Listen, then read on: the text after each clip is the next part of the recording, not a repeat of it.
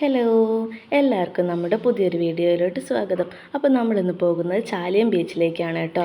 ഇതാണ് നമ്മുടെ ചാലിയം ഹാർബർ. ഇവിടെ പല മീനുകളും ഉണ്ടാകും കേട്ടോ. എപ്പോഴും നല്ല തിരക്കാണ് ഉണ്ടാവാറ്. പിന്നെ ഇവിടെ തന്നെയാണ് ചെറുകിട കച്ചവടക്കാർ മീനൊക്കെ കൊണ്ടുപോകാറ്. ഞങ്ങൾ അവിടെ എത്തിയപ്പോഴേക്കും തിരക്കൊക്കെ കഴിഞ്ഞിട്ട് ആളുകളൊക്കെ പോയിട്ടുണ്ടായിരുന്നു. അങ്ങനെ ഞങ്ങൾ ജങ്കാറിൻ്റെ അടുത്തെത്തി. ഞങ്ങൾ ജങ്കാറിൽ കയറണില്ല കേട്ടോ, കാരണം ഞങ്ങൾ ചാലിയം ബീച്ചിലാണ് പോണത്. ജങ്കാറിൽ കയറിയാൽ അപ്പുറത്ത് നമുക്ക് ബേപ്പൂർ ബീച്ചിലേക്ക് പോവാം. കുറച്ച് മുമ്പ് ജങ്കാർ സർവീസൊക്കെ നിർത്തി വെച്ചിട്ടുണ്ട്. ഇപ്പോൾ രണ്ടാമത് വീണ്ടും തുടങ്ങിയതാണ് കേട്ടോ. പിന്നെ ജങ്കാറിൻ്റെ തൊട്ട് മുമ്പിലായിട്ട് ചാലിയം ഫെസ്റ്റ് തുടങ്ങുന്നുണ്ട്. 28-ാം തീയതിയാണ് കേട്ടോ ഉദ്ഘാടനം. അപ്പം ഞങ്ങളവിടെ ചെന്നപ്പോൾ അതിനുള്ള ഒരുക്കങ്ങളൊക്കെയാണ്. പിന്നെ ഗെയിമിനുള്ള ഓരോ സാധനങ്ങളും സെറ്റ് ചെയ്യുന്നുണ്ട്, പെയിൻ്റ് അടിക്കുന്നുണ്ട്, പിന്നെ യന്ത്രൂഞ്ഞാൽ എല്ലാ സംഭവങ്ങളും ഉണ്ട് കേട്ടോ. ആദ്യം ഉദ്ഘാടനം 25-ാം തീയതി എന്നായിരുന്നു പറഞ്ഞത്. പിന്നെ അവർ ഡേറ്റ് മാറ്റി 28-ാം തീയതിയിലേക്ക് ആക്കിയതാണ് കേട്ടോ. എന്നിട്ട് ഞങ്ങൾ ബീച്ചിലേക്ക് പോയി. ഞങ്ങൾ പോകുന്ന വഴിക്ക് ആളുകൾ ചൂണ്ടയിട്ടിട്ട് മീനിനെ പിടിക്കുന്നുണ്ടായിരുന്നു. ഇവിടെ മാത്രമല്ല കേട്ടോ, അപ്പുറത്തേക്കൊക്കെ കുറേ ആളുകൾ ചൂണ്ടയിടുന്നുണ്ട്. പിന്നെ നമ്മൾ നടന്നു പോകുമ്പോൾ കണ്ടൊരു കാഴ്ചയാണ് കേട്ടോ. അതിൻ്റെ ചുവട്ടിൽ മയിലിരിക്കുന്നുണ്ട്. നിങ്ങൾക്ക് കാണുന്നുണ്ടോയെന്ന് എനിക്കറിയില്ല. നല്ല ഭംഗിയുള്ള കാഴ്ചയാണ് കേട്ടോ അത്. ഒരു ഭാഗം കടലും അപ്പുറത്തെ ഭാഗം നല്ല പച്ച പുൽമേടും. ആ നേരെ കാണുന്നതാണ് ബേപ്പൂർ ബീച്ച്. നമുക്ക് ഇവിടുന്ന് ജങ്കാർ കയറിയാൽ അപ്പുറത്ത് ചെന്നിറങ്ങാം, ബേപ്പൂർ ബീച്ചിൽ പോവാം. അവിടെ ഇതേപോലെ തന്നെ നടപ്പാതയൊക്കെ ഉണ്ട് കേട്ടോ. നമുക്ക് നടന്ന് ദൂരെ വരെ എത്താം. പിന്നെ ഇതാണ് ഞാൻ പറഞ്ഞത്, നല്ല ഭംഗിയില്ലേ സ്ഥലം കാണാൻ വേണ്ടിയിട്ട്. നേരിട്ട് കാണാൻ ഇതിനും ഭംഗിയാണ്. അതിൻ്റെ ചുവട്ടിൽ മയില് ഇരിക്കുന്നുണ്ട്, ആ മഞ്ഞ ബോർഡിൻ്റെ. ഈ ഒരെണ്ണം മാത്രമല്ല കേട്ടോ, അപ്പുറത്തൊക്കെ ഇഷ്ടം പോലെ ഉണ്ട്. അതിനെ വിളിക്കുകയാണെന്ന് തോന്നുന്നു, നല്ല സൗണ്ടിൽ കരയുന്നുണ്ട്. ഞങ്ങൾ രാവിലെ ആയിരുന്നു വന്നത്, അതുകൊണ്ട് കടകളൊന്നും അധികം തുറന്നിട്ടില്ല. ഈ ഒരു ഇക്കേൻ്റെ കട മാത്രമേ തുറന്നിട്ടുള്ളായിരുന്നു. മുമ്പ് ഇവിടെ വന്നപ്പോൾ ഇതിൻ്റെ പണികളൊന്നും കഴിഞ്ഞിട്ടില്ലായിരുന്നു. ഇപ്പോൾ പണിയൊക്കെ കഴിഞ്ഞിട്ട് നല്ല ഭംഗിയായിട്ടുണ്ട്. ഇൻ്റർലോക്കൊക്കെ ചെയ്തിട്ട് പിന്നെ കുറേ ഷെഡുകൾ പോലെ ഉണ്ടാക്കിയിട്ടുണ്ട്. ഒക്കെ കടകളായിരിക്കും തോന്നുന്നു, എനിക്കറിയില്ല എന്താണെന്ന്. പിന്നെ ഇരിക്കാനുള്ള സൗകര്യമൊക്കെ ഉണ്ട് കേട്ടോ. നല്ല കാറ്റുണ്ട്, നല്ല ഭംഗിയുണ്ട് കാണാൻ. അപ്പോൾ നമ്മുടെ ചാലിയം ബീച്ച് കേരളത്തിലെ തന്നെ ഏറ്റവും മനോഹരമായിട്ടുള്ള ഒരു ടൂറിസ്റ്റ് കേന്ദ്രമായിട്ട് മാറാൻ പോവുകയാണ് കേട്ടോ. അതിൻ്റെ ഒരുക്കങ്ങളാണ് ഈ കാണുന്നത്. പിന്നെ ഇവിടെ നിറയെ കക്കകൾ കൂട്ടിയിട്ടിട്ടുണ്ട്. ഇത് ഇവർ കടലിൽ നിന്ന് തിര അടിക്കുമ്പോൾ വാരി വെക്കുന്നതാണ്. നന്നായിട്ട് ഉണങ്ങിയിട്ടുണ്ട് കേട്ടോ. നല്ല സ്മെല്ലുണ്ട്. കുറേ കൂട്ടിയിട്ടുണ്ടെങ്കിലും ഇതിൽ നല്ല നല്ല ഭംഗിയുള്ള ടൈപ്സ് ഉണ്ട് കേട്ടോ. ഞാൻ അതിന് കുറച്ചൊക്കെ പെറുക്കിയെടുത്ത് എനിക്കിഷ്ടപ്പെട്ടത്. ആദ്യം കണ്ടപ്പോൾ 1-2 എണ്ണമൊക്കെ പെറുക്കിയെടുത്ത്. പിന്നെ അപ്പുറത്തേക്കൊക്കെ പോയപ്പോഴാണ് ഇഷ്ടം പോലെ ഉണ്ട്.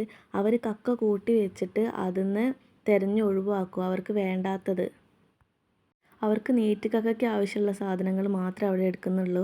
ഇങ്ങനത്തെ വെറൈറ്റി സംഭവങ്ങളൊക്കെ ഒരു ഭാഗത്തേക്ക് കൂട്ടി വെക്കുന്നുണ്ട്. കല്ലും ഇങ്ങനെ നല്ല നല്ല ഭംഗിയുള്ള ശംഖുകളൊക്കെ അവർക്ക് വേസ്റ്റാണ്, അതുകൊണ്ട് അവരത് മാറ്റിയിട്ടത്. നീറ്റുകക്കയ്ക്ക് വേണ്ടിയിട്ടാണ് അവർ കൂട്ടി വെച്ചത്.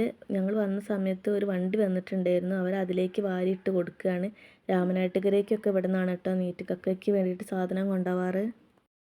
ഇതാണ് ഞാൻ പറഞ്ഞത്, അവർ മാറ്റി വെക്കുമെന്ന്. പിന്നെ ഇതൊരു കുപ്പി കഷ്ണമാണ് കേട്ടോ. തേഞ്ഞ് ഇങ്ങനെ ആയതാണ്. അതേപോലെ ഇത് ഓടാണെന്ന് തോന്നുന്നു.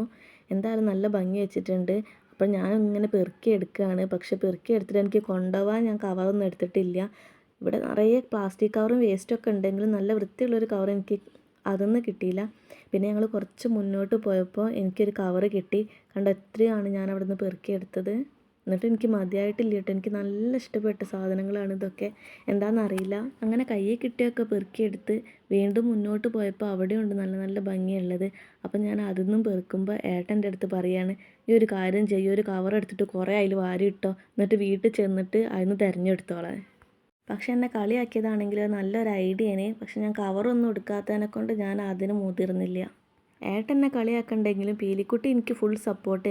എന്നെക്കാട്ടിലും സ്പീഡ് അവൾക്ക് ഓരോ കല്ലുകൾ എടുത്തു തരാൻ. പക്ഷെ അവൾ എനിക്കൊരു ഇത്തലെടുത്ത് നിൽക്കുകയാണെങ്കിൽ 4 എണ്ണം അവൾ കയ്യിൽ പിടിക്കുന്നുണ്ട്. പിന്നെ ബീച്ചിൽ പോയിക്കുകയാണെങ്കിൽ മെയിൻ പരിപാടി എന്ന് പറഞ്ഞാൽ ഉപ്പിലിട്ടേ കഴിക്കാമെന്നാണല്ലോ.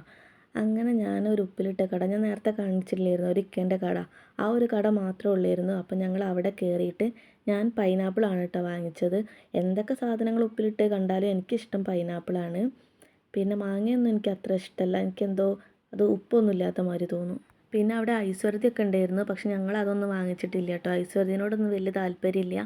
പിന്നെ എൻ്റെ കയ്യിലുള്ള ശംഖുകൾ കണ്ടപ്പോൾ ഇക്ക ചോദിക്കുകയാണ് കുറച്ച് തോന എടുത്തുകൂടിയിരുന്നു എന്ന്. അപ്പോൾ ഞാൻ പറഞ്ഞു എൻ്റെ അടുത്ത് കവറില്ലായിരുന്നു എന്ന് പറഞ്ഞ് കവർ ചോദിച്ചാൽ ഞാൻ തരൂലേനിയോ. നല്ലൊരൊക്കെ ആയിരുന്നു കേട്ടോ. പോരാത്തതിന് എനിക്കൊരു പൈനാപ്പിളിൻ്റെ കഷ്ണം എക്സ്ട്രാ തരുകയും ചെയ്തു. അങ്ങനെ ഉപ്പിലിട്ടതൊക്കെ വാങ്ങിച്ചിട്ട് ഞങ്ങൾ വണ്ടീൻ്റെ അടുത്തേക്ക് നടക്കുമ്പോഴാണ് കേട്ടോ ഞങ്ങളൊരു കാഴ്ച കണ്ടത്.